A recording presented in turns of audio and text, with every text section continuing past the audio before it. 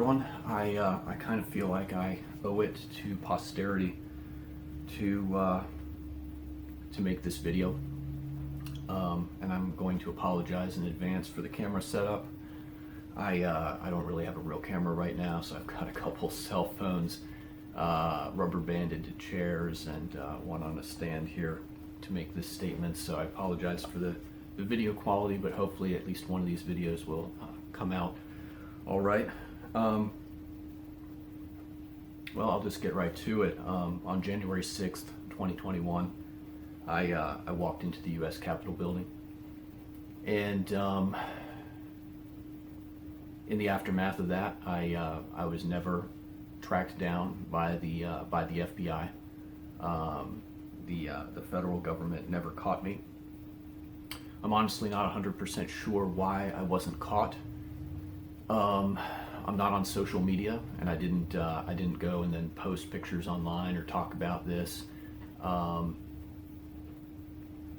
one really knows my story, and that might be a big part of it.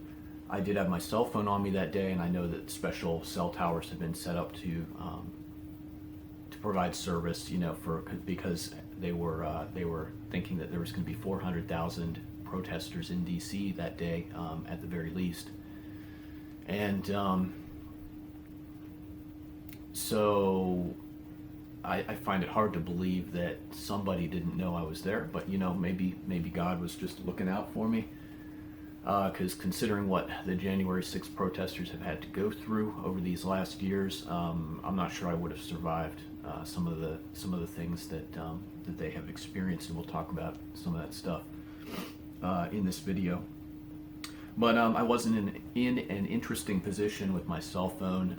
It was an unlocked phone from a different carrier that I was using on a pay-as-you-go service on a family member's plan, and then afterwards I changed services to a different one in my own name and then switched phones, and that was all within a couple months window of January 6th, so that might have something to do with why the feds never caught me.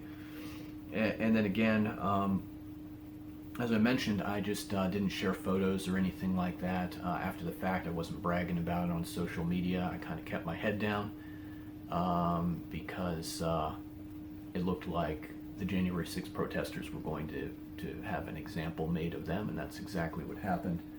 I did take photos that day, quite a few, but I went and I destroyed most of them. One that I took, I actually only took one inside the Capitol itself, and then I took a lot during the protest outside the Capitol. I destroyed most of those because they had pictures of people's faces, and in the aftermath of January 6th, the FBI was working with Antifa to go through social media accounts and to expose these people and to hunt them down and to really just destroy their lives in a very petty and vindictive way.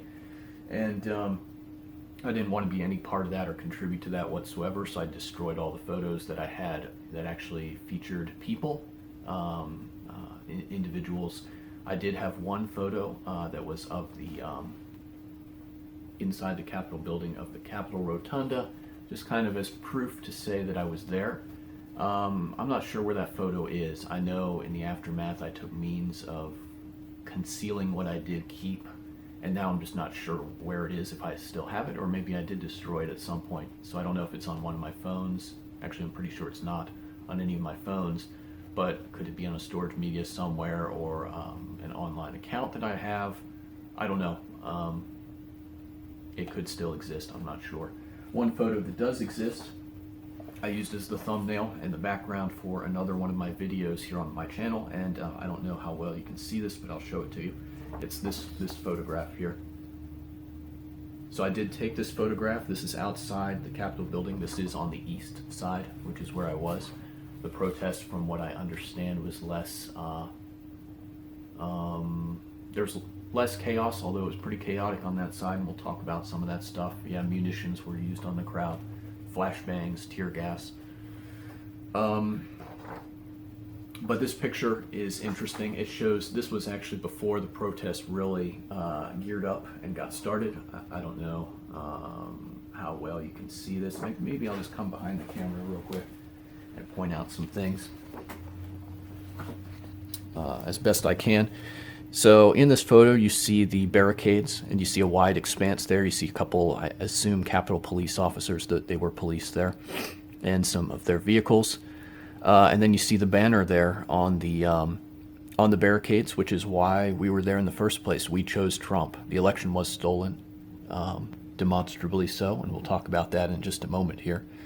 But over this direction, out of frame, they did have a fire truck and some ambulances and things like that. And my thought when I saw that was, because it was a bitterly cold day, my thought was that,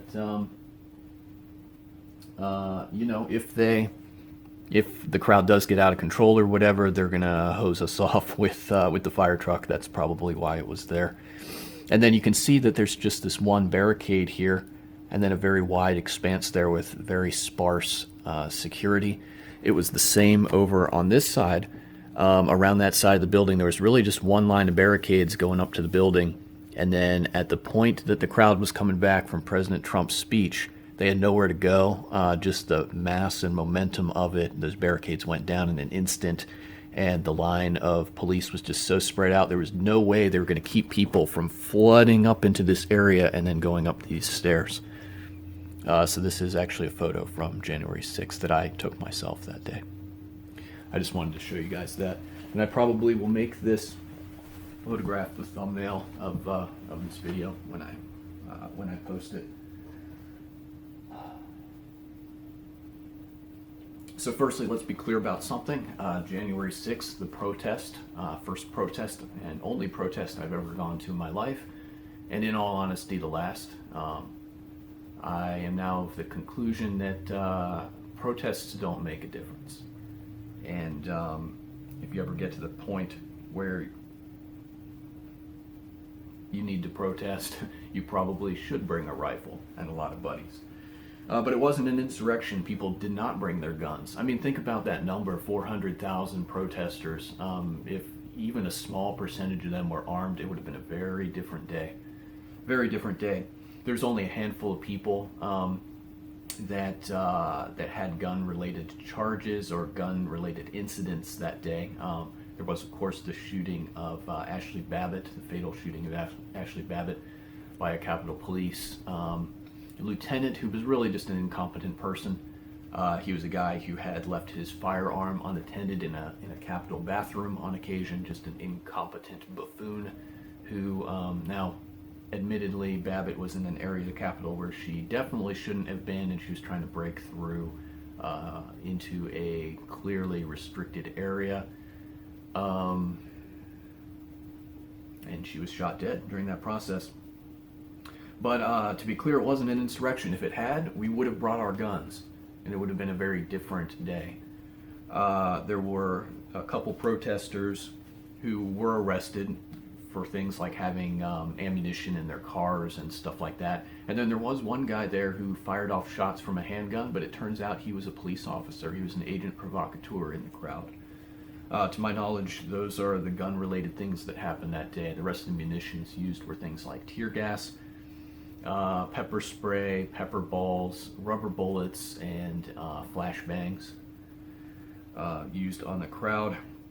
And then, physical blunt force weapons, for example. There's the female Capitol Police officer who beat another female protester to death that day. Let's be clear about something, because there's all kinds of false narratives being put out there by the communist mainstream media about what happened on January 6th. 4 protesters died that day, and 0 police officers died that day. To this day, the lie that Officer Brian Sicknick was beaten to death with a fire extinguisher by protesters, that lie is still circulating out there, and it is a lie. It didn't happen that way. Sicknick, after the protest, is caught on surveillance camera continuing his rounds around the Capitol, and he died in the days after that, probably due to some after effects of the munitions used on the crowd. So of the 4 protesters who died, Ashley Babbitt was shot. There was the other young lady who was beaten to death near the tunnel. and then two older men who were, like I said, older, probably had some pre-existing health conditions. They were kind of heavy looking from the photos I saw of them. They did die probably as a side effect of the tear gas and other things that they were exposed to that would put extra strain on their heart, lungs, circulatory system, and so forth. And probably Brian Sicknick died due to that as well. And then the media does mention that in the aftermath of that, Capitol Police officers did commit suicide, an unusual number of them. But I'm going to point something out here. It seems to me, well, that can cut both ways. You know, the media is quick to put that on the protesters, like, oh, these people were so traumatized, these police officers, that they went out and killed themselves afterwards. That's nonsense. The training the police officers go through is fairly stressful. I find it pretty the idea is suspect that these guys were such fragile butterflies that, you know, oh, we survived a protest, so traumatizing, we're going to kill ourselves. I don't think so. I think a much more likely scenario there is that because there's a cover-up, and was after the fact, about what happened that day, about things like why the National Guard was refused, that was offered up as security, and why other steps were not taken to make that event a more safe and secure experience for everyone. I think it's much more likely that these police officers were suicided. In other words, they were given the Epstein treatment to keep what they knew out of the public eye. So it wasn't an insurrection. We were there to protest a demonstrably stolen presidential election. And when I say demonstrably stolen, it's obvious to anyone who's open-minded about it. But don't expect the left in this country to be open-minded about it. At this point, if you don't understand that democracy is a catchphrase for socialism or communism, then you don't understand what's going on in this country. The world, as I've mentioned in other videos, is in the middle of a worldwide, you could call it the one world order, you could call it the world shadow government, you could call it world communism. There's some truth to all of those different labels, but the world is being drawn into a one world order, essentially. And this country is as well. It's why we are so divided. Democracy is used as a catchphrase for socialism and for communism. And the election was absolutely stolen. Entire bureaus and departments of the federal government have been compromised and infiltrated. The CCP has ties to many people in Congress. We know that the CCP operates secret. The CCP, Chinese Communist Party, they operate secret police stations all across the U.S. where they're monitoring their own citizens who are here in this country. Our government knows about it and doesn't do anything about it because we're in bed with the Chinese Communist Party. And what happened during the election of 2020 was basically a coup attempt. The election was subverted demonstrably for the first time in history. I'm sure elections have been influenced in the past, but this is the first time that it was very obvious that the election was stolen. In the aftermath, the FBI destroyed over 1 million ballots in Georgia in violation of election law, which says those ballots needed to be kept for 23 months after the election. The ballots are sort of the receipt that everything was done in an honest and above-board fashion, and it wasn't, which is why the FBI destroyed those ballots. We can look at other things to prove that the election was stolen. Adjudication is a big one. I believe it was on C-SPAN that the statement was made that over 100,000 ballots had been adjudicated, I believe in Fulton County, Georgia. Adjudication just means that something went wrong with the voting machines. And so a poll worker then has to go and manually vote that ballot, supposedly in accordance with the original intent of the voter. But understand, if you've gotten all your partisans into the elections bureaucracy, then those people have the ability to vote those adjudicated ballots however they want. And because of this, because this is such a big security loophole potentially in our elections, there's a federal guideline for the number of ballots that should be going to adjudication. And it's an extremely low percentage. It's something like 0.00008%, something like that. It's an infinitesimally small number. It's far below 1% of ballots that should be going to adjudication. Because if you think about it, if your voting machines are set up and programmed correctly, you're not going to have a lot of ballots going to adjudication. You're not going to have a lot of ballots that have issues. And so if you have high adjudication numbers, it means that something was wrong with the machines. They were set up incorrectly in the first place, either due to incompetence or to enable fraud. And that's what happened. We had precincts across the country where large numbers of ballots were going to adjudication. The greatest one that I saw was, I believe, somewhere in Michigan, where 85% of ballots in that voting district were going to adjudication. That just means that the voting machines were not set up correctly. Something was going on there. And what's really suspicious is for a lot of these areas where the adjudication numbers were super high, which is a major red flag, the adjudication logs that those machines are supposed to keep about the process and what's happening there are missing for 2020 as well. So there's just a lot of smoking guns that show that something was not right with the 2020 elections.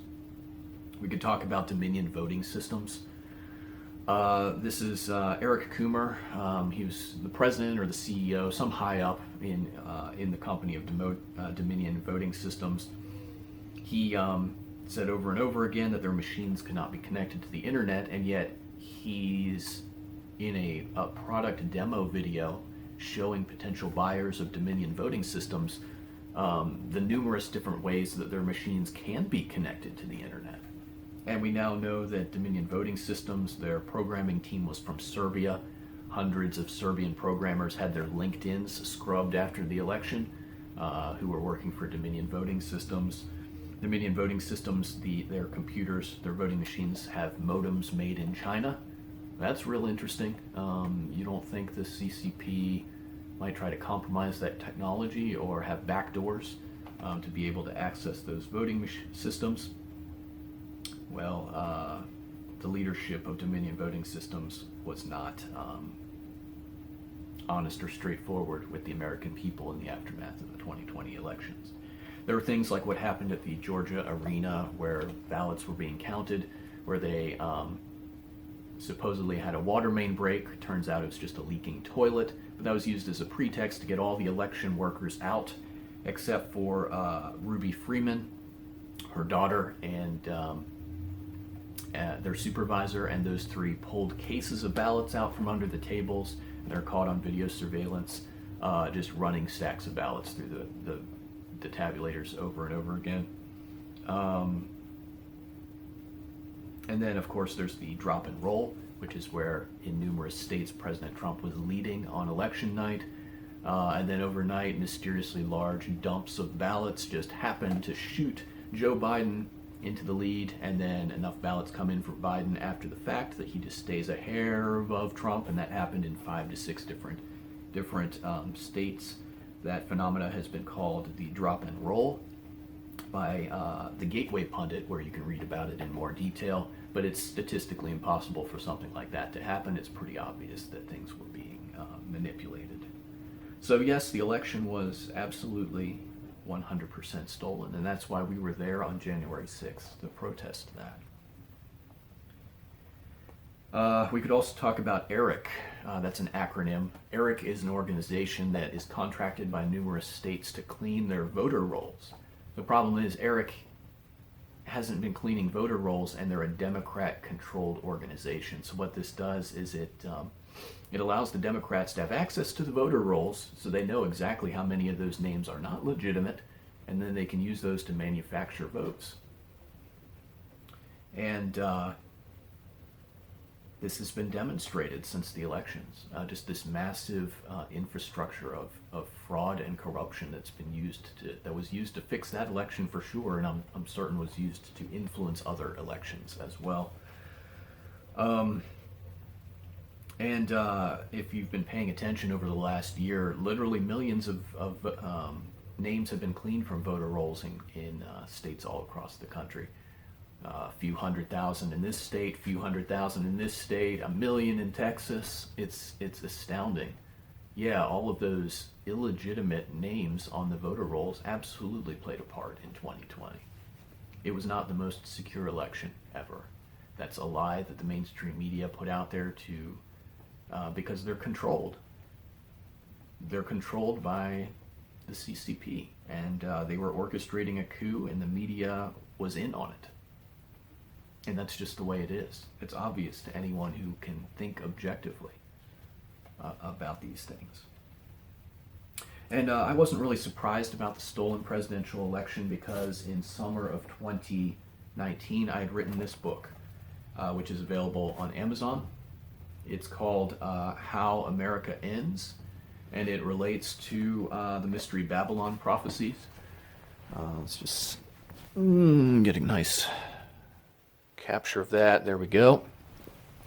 And so in this book, I mentioned that in the scriptures, Mystery Babylon, this future superpower level nation that's around just before the end times, it gets destroyed during a civil war. And so my thought process is what could start a civil war in America if America is Mystery Babylon? Well, a stolen presidential election would that everyone knew was stolen, that could absolutely start a civil war in the U.S.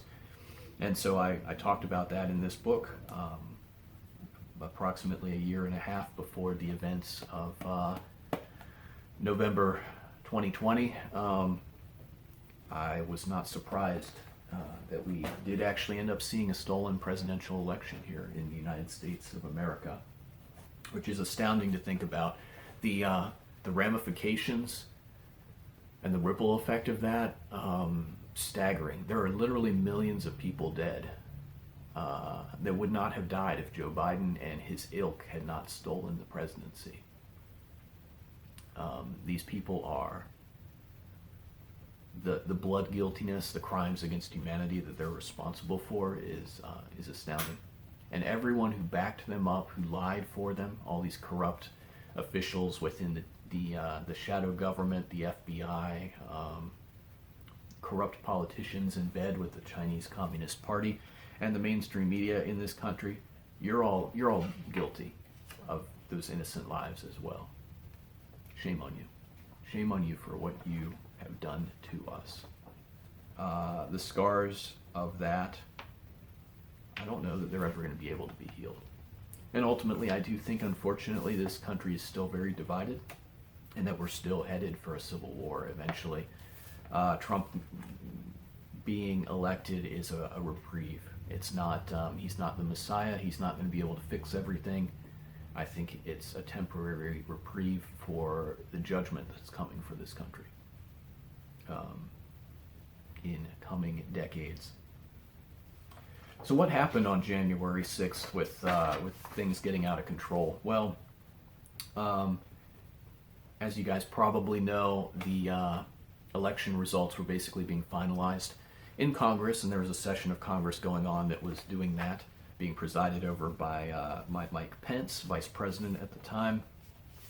And there's certain rules under that type of session of Congress. I'm not tremendously familiar with this stuff, but basically there's certain rules in place where time is given to scrutinize the results of the election to make sure it was done in an honest and above board manner. So under the typical rules that they'd be operating under, that's what would have happened. They would have looked into these states that had submitted dual slates of electors, or where the state's results were still kind of contested, and there were many states that were still kind of in a limbo state, or that things had not been done in an above board manner. And so there was going to be scrutiny put on all that. And so what the deep state needed to do was basically disrupt that session of Congress and then ramrod through the results of the election in a special abbreviated session of Congress. And so they needed a disruption. And January 6th was perfect for that. We now know that there were over 100 police officers and federal agents mixed in with the crowd who were agent provocateurs, stirring things up inciting violence, trying to get the optics of an insurrection so that they could do exactly what they did, which is to suspend that session of Congress and then just ramrod through the results of the election in a special session of Congress. The reality is that what happened on January 6th with things getting out of control, whether it had happened or not, Congress would have been disrupted. There was the pipe bomber who planted pipe bombs at, I believe it was a DNC headquarters and the RNC headquarters, so at two different locations for each of the political parties. And the reality is, if there hadn't been a disturbance on January 6th with the protests, the deep state would have just detonated those pipe bombs or used those pipe bombs as a bomb threat scenario to shut down that session of Congress. The election was going to be stolen either way. It's just the reality of it. And then a lot of people aren't, because you're listening to mainstream media that doesn't talk about this stuff, you're just not aware of the aftermath of what happened with January 6th and the protesters who were there. And in some cases, patriots who weren't even there being hunted down and their lives destroyed over what happened on January 6th. So there have been pre-dawn raids all across the country. They look something like this: 3 to 4 a.m. in the morning. People are still asleep. The FBI puts together a team of 40 dudes, battle rifles, full battle rattle, body armor, full kit, and then they go and they detonate flashbang grenades outside the bedroom windows of these January 6th protesters. They get on the bullhorn and yell at them to come out of the house. They go in, they drag them out in front of their screaming, crying children, pointing guns at them, putting laser dots on them, and basically shock and awe fear tactics, intimidation, making an example. This is what happens when you stand up to the shadow government that rules over you. Your life's going to be destroyed. Some patriots were executed over the last few years by the authorities. Others were hounded by the FBI and other government assets to the point that they committed suicide. Still others had their families destroyed. There was one young woman protester who had a toddler, had an infant in the aftermath of the January 6th protests. The last I heard, the government was trying to take her kids from her. In another case, there was a man and his longtime girlfriend and then later wife. They're having trouble having kids, and they're finally able to adopt an infant, but he went to the January 6th protests. The government hunted him down, took their adopted infant. His wife had a mental breakdown and divorced him. The family was destroyed. And that's what the deep state, that's what the shadow government does. They hate people who exercise their rights. They hate people who stand up to tyranny. There's so much more that we could talk about. We could talk about the lawfare, how juries in D.C. were recycled to get convictions for these January 6th political prisoners, basically. We could talk about so lawfare is basically using the law as a weapon of war. We can talk about how many of these January 6th protesters were overcharged with things like terrorism charges, and then that basically forced them, because many of them were quite poor, couldn't really afford a real lawyer, and so they're given a public defender. In many cases, the public defenders were colluding with the prosecution, and the public defenders were telling them, hey, you need to plead guilty to these lesser charges. And so there's a fairly high conviction rate of these January 6th protesters because they were being overcharged on things that would result in them going to prison for 30 years or the rest of their lives. And so as part of a plea deal, they would plead guilty to lesser charges. And this was intentionally done so that the establishment could build up a high conviction rate and then have this narrative of, oh yeah, these people absolutely are criminals. They're absolutely guilty of heinous crimes. Look, how many of them have been convicted in court. basically an example being made of people standing up to tyranny and to corruption within our government. We could talk about the DC Gulag, a prison where January 6 patriots, who are basically political prisoners, have been kept. Their right to a speedy trial suspended indefinitely. One, while in custody, was beaten so badly he went blind in one eye. January 6 political prisoners were not allowed to have Bibles, but they were given Muslim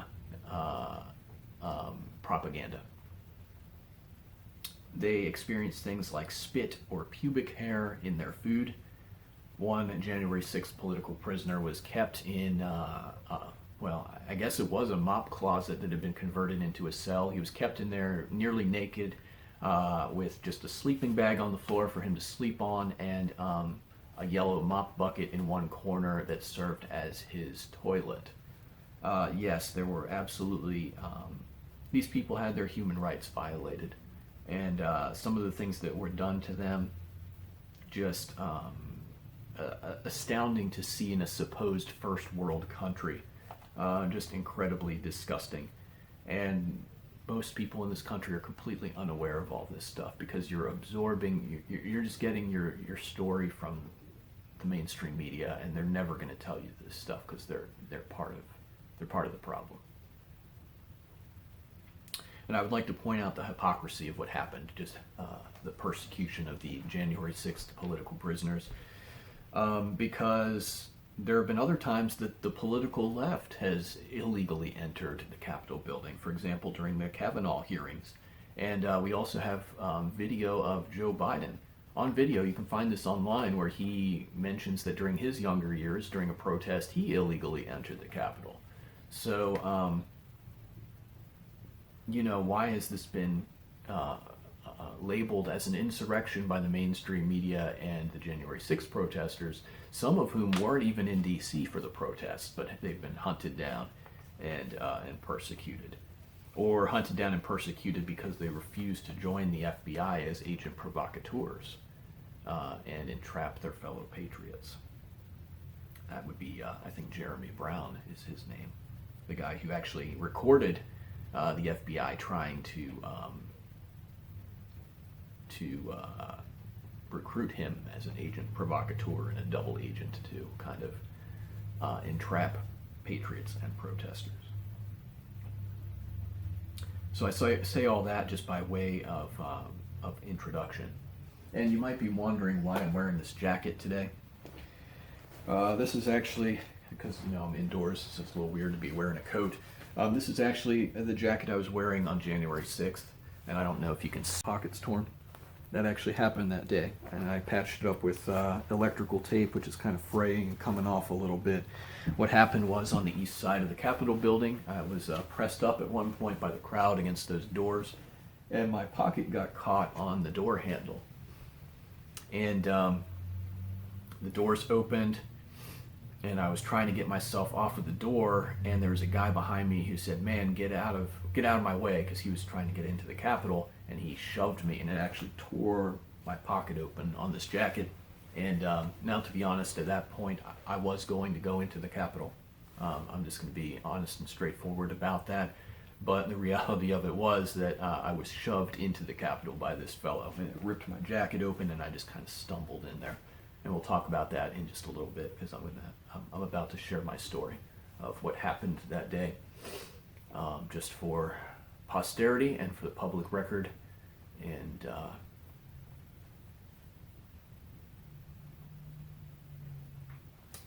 so let's go ahead and get into it. So a little bit of background on this. So at the time, so on January 6th, at that time of my life, I don't live there anymore, but I was living in Mount Airy, Maryland, which is not far. It's 15-20 minutes from Frederick, Maryland. Frederick, Maryland is the second largest city area in Maryland, next to Baltimore. And Frederick is kind of in the triangle between Baltimore, D.C., and I lived, Mount Airy's in the triangle between Frederick, Baltimore, and D.C. And Frederick is maybe like an hour from D.C. something like that. So not very far. So in the aftermath of the elections, I did a deep dive into that stuff. I absolutely knew that the elections had been stolen, and so I was there to peacefully protest a stolen presidential election, like so many other people who came from all over the country.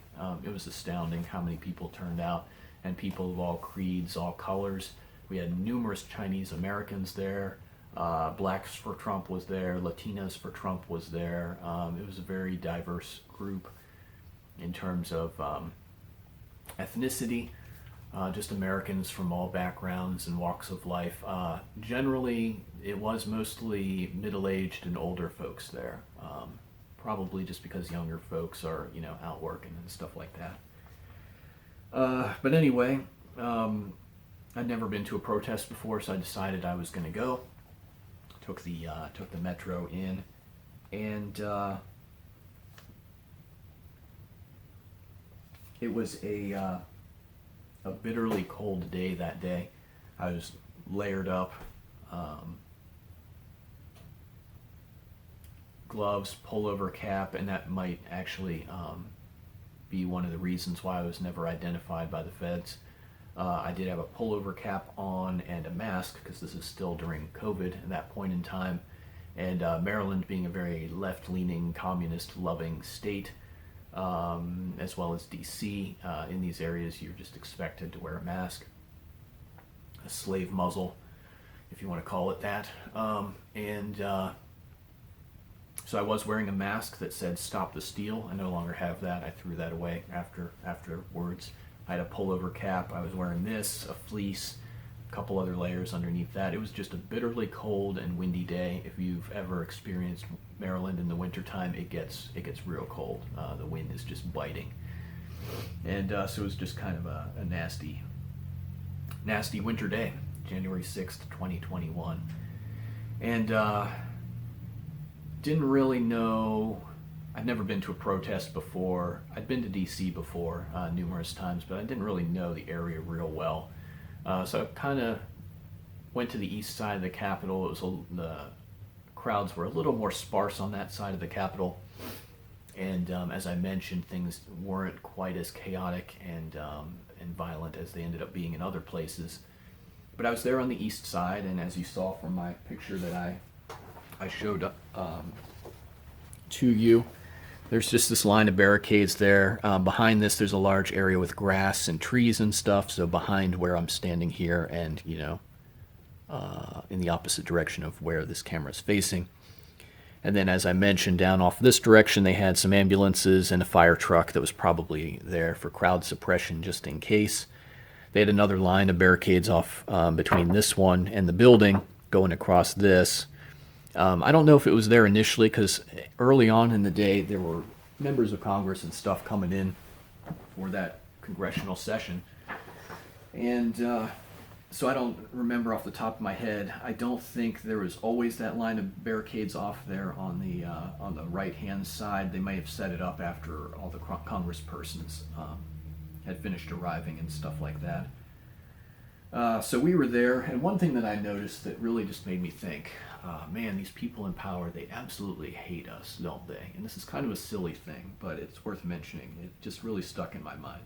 So you have a protest that's expected to be greater than 400,000 people, and it probably was way more than that, in all honesty. I don't really know what the final numbers ended up being. But I saw on the east side of the Capitol, there's only 4 portable toilets. 4. You have more than that at a carnival with a fraction of a percent of the number of people that would be there. And my thought was they just really want the optics of, these patriotic Americans coming out and pissing and crapping in the bushes in Washington, D.C. because there's not enough facilities for everyone. And the thought just kind of disgusted me. Well, anyway, there wasn't a whole lot going on there on the east side, and so at one point I kind of left there, and there was a park a little bit to the north where I went, and there was a collaboration between Latinos for Trump and Blacks for Trump. They had a stage set up and a big screen, and they were showing Trump's speech, which he was giving at the White House. And at this point in time, the large body of people was over there. And then after that speech, people began trickling down to the Capitol area. So I watched his speech and heard numerous speakers from both of those groups, Latinos for Trump and Blacks for Trump. And then I went back to the east side of the Capitol building. And I don't really know the time frame of all this stuff. It's been years, obviously. I didn't write down the exact time outline, in the aftermath of this stuff. Actually, if anything, I've been trying to forget some of the details, as I mentioned, just because I didn't want, the photos I took or the information that I got that day to really be used against patriotic Americans to persecute them and hunt them down and ruin their lives for protesting corruption. But I will say that things kind of heated up on the east side after Trump gave his speech, and the crowd started surging back down towards the Capitol. And really, there's just such a huge mass of people, and as I mentioned, there was just one line of those metal barricades keeping people off of this wide open stretch here in front of the steps on the east side. Just one line of barricades, just like these barricades here, just metal barricades. And so that crowd came around the northern corner of the Capitol building, and there's just way too much momentum. That line of barricades could not hold them back. And so that surge of people just knocked over the barricades instantly and was basically following the path of least resistance, went into that wide open area in front of the Capitol building, surged up around the vehicles. There were more vehicles at that point in time than what I captured in my picture there. Surged up around those vehicles and up the stairs all the way up to the doors. And it was just a sea of people, probably the most people that I've ever seen in my life, just a sea of people. And one thing that really should have made me stop and think a little bit, because I wasn't thinking that there was going to be like a false flag event that day. I probably should have anticipated it in retrospect. But one thing that happened that I should have thought about was that all these barricades, keeping people back along this line, kind of parallel to the east face of the Capitol, all of them went down pretty much simultaneously. And that was weird in retrospect. It was almost a coordinated thing. So the crowd surges past that one line of barricades on the right there, and then all of a sudden, pop, all the barricades are down. And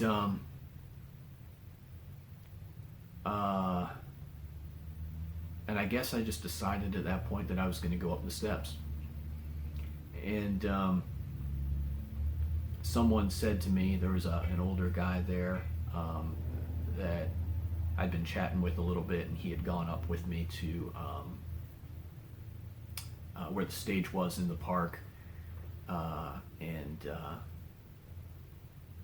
Anyway, I had a conversation with someone who said, you really shouldn't go up there. And I said something like, if we always do what we're supposed to do, nothing will ever change. And I knew at that point I was going to go up the stairs and probably into the Capitol building, in all honesty. And so I just kind of joined the crowd. We were all going up. As I said, a lot of middle-aged folks, a lot of older folks. And it's just disgusting how people were treated. Little old ladies being charged with misdemeanors for sitting on the Capitol steps because there's nowhere else to sit, no park benches or anything like that. What are they supposed to do? But anyway, I'm going up the steps, and the thought comes to me like, what are you doing, John? What are you doing? And I just kind of settled in my mind, I'm not here to hurt anybody, and I didn't. I did no harm. I damaged no property whatsoever. I'm just here to make a statement that I am very much against what's going on in this country, and my thought was maybe that the crowd was going to go in and be up in those observation galleries over that chamber where Congress is assembled. I guess there's a couple chambers in there. But as it turned out, once people got into the Capitol, there was no plan or no organization whatsoever. I'll talk about that a little bit more in a bit. One thing now that I think about it that I should mention is that there were a lot of Chinese Americans there. And prior to everyone, surging up towards the Capitol and stuff like that, when the barricades went down, there were a lot of Chinese Americans with petition clipboards going around, ban the CCP. I thought that was a little bit strange. The CCP is the Chinese Communist Party. At this point in time, I didn't understand. The media always is talking about Russia, Russia, Russia, how Russia's the bad guy. And it's understandable why they would do that. Russia is a white Christian nation. They absolutely don't want the US and Russia, on friendly terms. And they're obfuscating what the CCP, the Chinese Communist Party, is doing in the world and in our country. Buying up land around our military bases. The CCP operates secret police headquarters here in the US. The CCP owns a lot of congresspersons. It's a fact. Mitch McConnell ties to the CCP. We're talking people on both sides of the aisle. The corruption is just so incredible. And we're selling stuff to the Chinese Communist Party, to China, selling secrets and technology. And the pandemic, we could talk about how that started off under the NIH and Fauci's purview, but then when gain-of-function research on COVID, on coronaviruses, started to look promising, we went to our partners in China, the CCP, and we moved that project to those laboratories in Wuhan, which is something the U.S. shadow government does. We do a lot of illegal bioweapons research, but we don't do it on our own soil. We move it offshore so that there's plausible deniability. We're not weaponizing viruses or anything like that.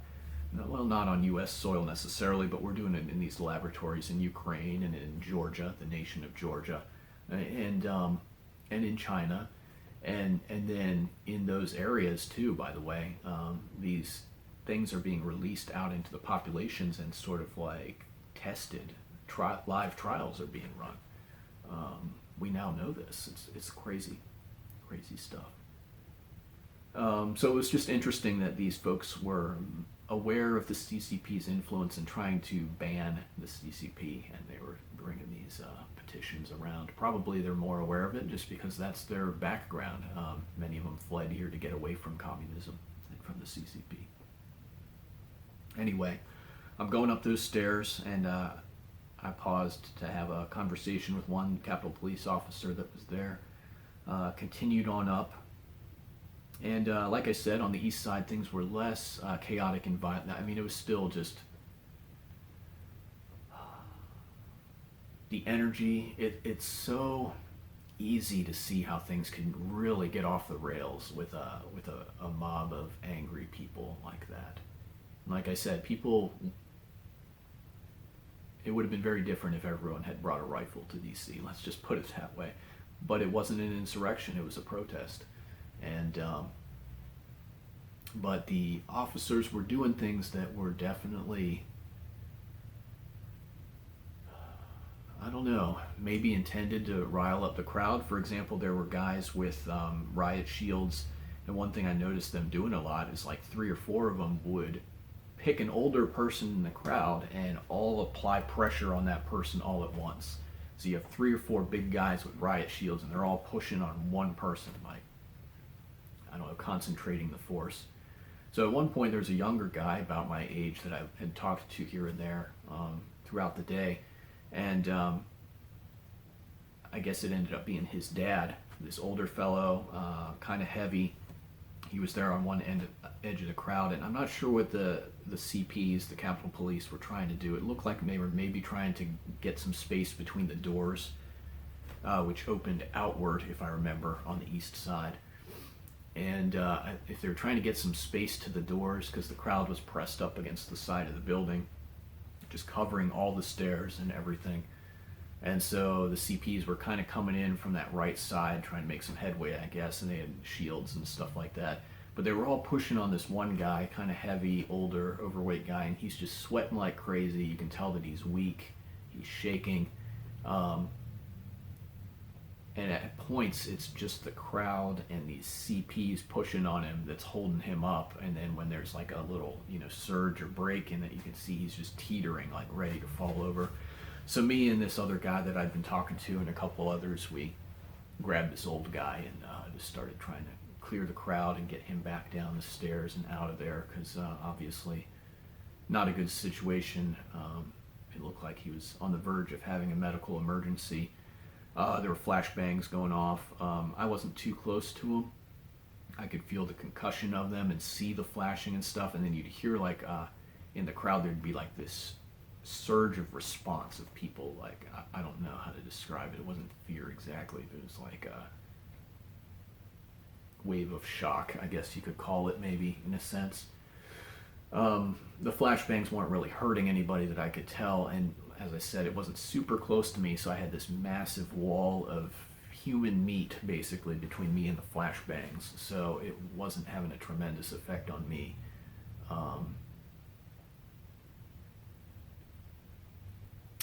Tear gas was being used as well, for sure, and then in the aftermath it has a distinctive smell. It makes kind of this nasty layer on everything, and messes with your sinuses, kind of burns your sinuses. And really for about 2 weeks afterwards, I had a lot of sinus irritation. I'd wake up in the morning with just like torrents of snot coming out of my nose and stuff like that. Just a really distinctive smell to it, kind of a spicy, burning smell. I don't really know how to describe it exactly. If you've ever smelled it before, you know what I'm talking about. Anyway, I had kind of decided I was going to go into the Capitol building, and I don't really know. From my understanding, there were people like trying to force their way in earlier on in the day, and then eventually the Capitol Police opened up the doors in a lot of places for people and just let them walk in. And that seemed like that's what I experienced on the east side there, which is maybe why the CPs were trying to get in between the crowd and the wall and where the doorway was. There were people in the crowd, and this is a little bit weird to me, that these were maybe agent provocateurs or whatever. There's one guy that struck me as looking like a famous actor, Hollywood actor that I'd seen before. I can't remember what movie I saw him in, and I don't know his name. Eventually it'll come to me. But there was a guy that looked very much like him. I don't necessarily know that it was him. It probably wasn't. But he and others in the crowd were kind of standing back from where the main press of the crowd was on the leading edge. And they were just screaming things like, grab his shield, pepper spray him, break the glass, break down the door. Just these sort of like instigating comments, trying to contribute to the chaos, but of course, standing back and not involved themselves, not risking themselves, just kind of inciting. Or I'm just going to check the feed here real quick.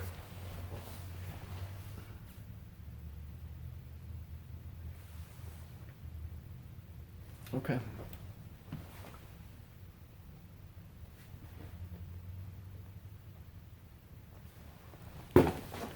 All right, my one phone in the storage is full, it looks like. Try to wrap this up fairly quickly here. Anyway.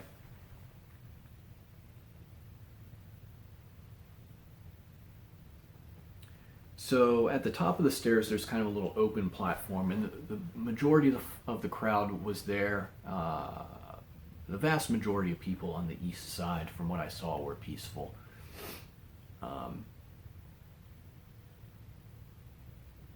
And folks were just there with flags, singing the national anthem and stuff like that.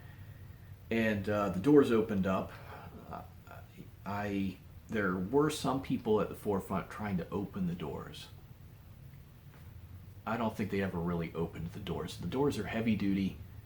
They're magnetically sealed. I don't think you could open the doors unless you had some serious tools.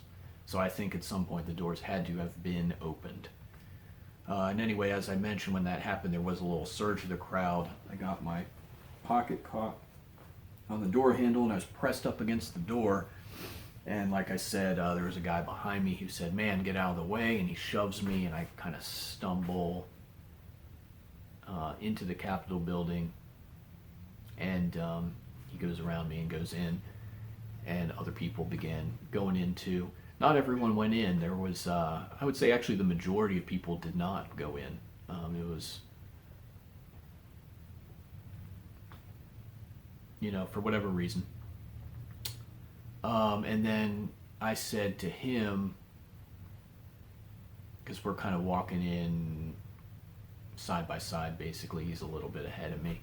I said to him, at this point in time, I didn't realize that there were agent provocateurs in the crowd. And I don't know if he was just a protester who was riled up about what was going on, or if he was someone trying to instigate stuff. I don't really know, but I told him, "Hey man, I wasn't trying to block you from getting in the door. My jacket," I showed him my jacket had been torn open. My jacket was actually caught on the door handle. And he was like, "Oh, okay, I got you, man." Anyway, we went in there, and like I said, I was thinking that maybe people were going to go up to that observation balcony. But the reality is, by that point in time, members of Congress had already been evacuated and the session had been disrupted. Info on the ground was kind of spotty.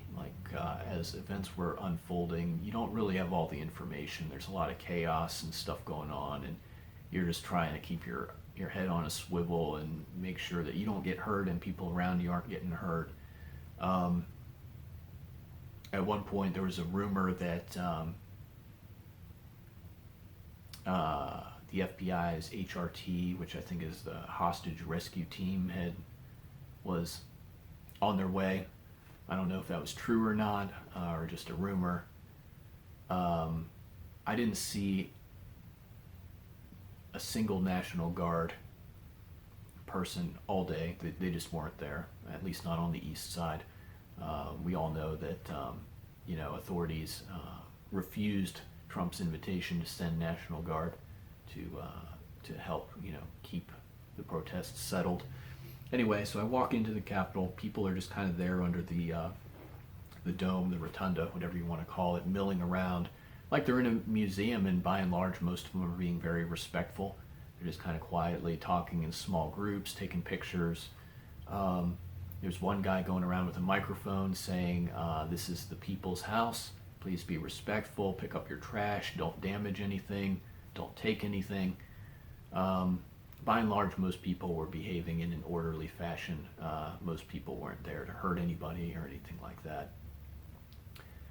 And anyway, through most of this, I had my mask on. I did take it off once I got inside the door briefly, just to drink part of a water bottle because the tear gas was bothering me. And then walked around the rotunda a little bit, and I took, as I mentioned, exactly one photo of the dome, or the whatever you want to call it, rotunda, cupola, what have you. I wasn't there to be a tourist, though, or anything like that, so when I saw that people really weren't, there was no plan. I didn't feel right about just wandering around the Capitol into potentially restricted areas and stuff like that. I figured, I came, I made my point, and I started making my way out. As I said, there was also the rumor going around that the HRT, the FBI's hostage rescue team, was possibly going to make an appearance, and I didn't necessarily want to be there for that. So, I left the building and left the city after that. So, walked back to the metro and got out of there.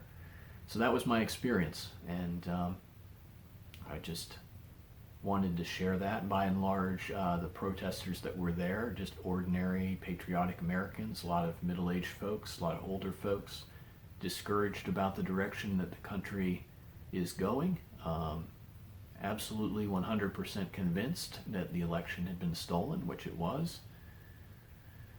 Not intending to damage any property or do any harm. I didn't damage any property. I didn't do any harm. I did my best to help out people that I saw in distress, by the press of the crowd and what have you. And that's it. That's my story.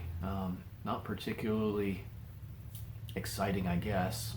I know things got much more heated on the western side of the Capitol. But I did feel like I needed to share this for posterity's sake, and that's what I got for you. So if you hung in there to the end, thank you for your attention, and I think there are dark times ahead for this country.